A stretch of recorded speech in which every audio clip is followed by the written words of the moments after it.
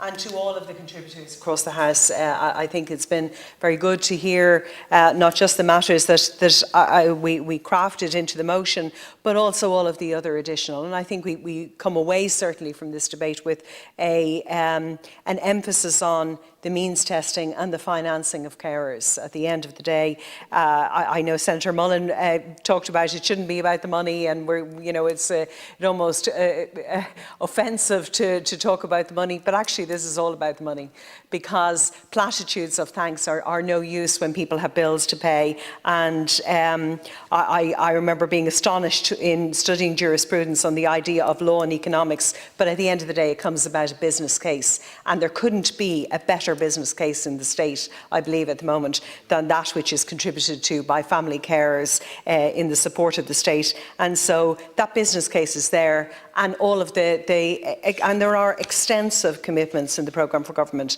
that will address a lot of the concerns, and the purpose of this motion was to accelerate them, the addressing of them up the political agenda, really, and that's what this was about. A couple of things. I think that, and I very much appreciate the amendments that were put forward. I think that some of them we can red circle for. Minister Anne Rabbitte only a couple of weeks ago here talked about the Assisted Decision-Making Capacity Act, and the fact that she is going to have to come in with an amendment to that act in about enabling the decision-making service and other aspects of it. And I think that some of the matters that you're putting forward here as an amendment actually will be really well addressed within that context, and probably more pertinent to that context, and so I would really welcome working with you on making sure that they're on the agenda in that regard.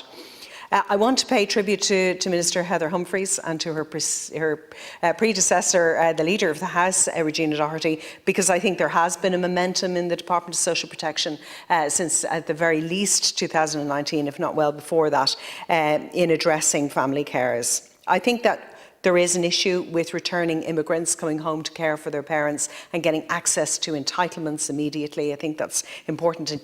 And you very well highlighted that yourself, Minister, in your contribution here.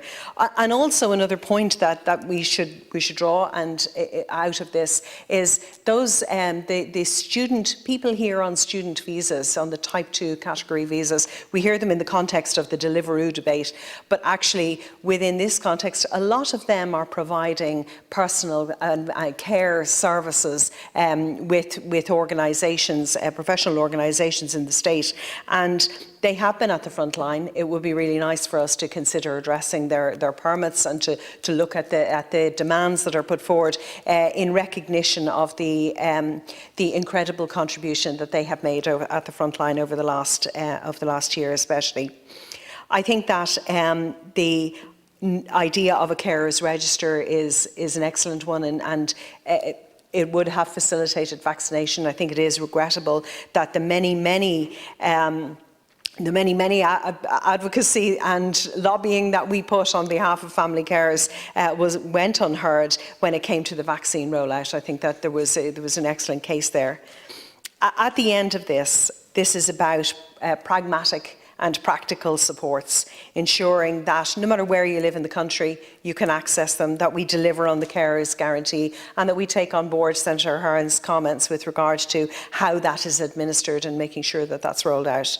I think that I'm not one really for biblical quotes, but there is one that I go back to again and again and again, and that is that the labourer is worthy of their hire.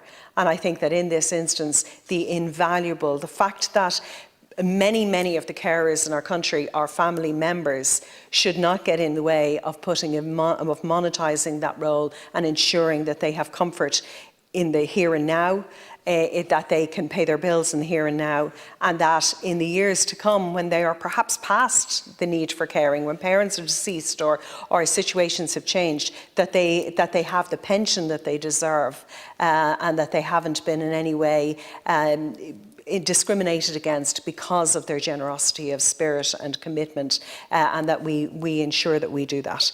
So thank you, Minister.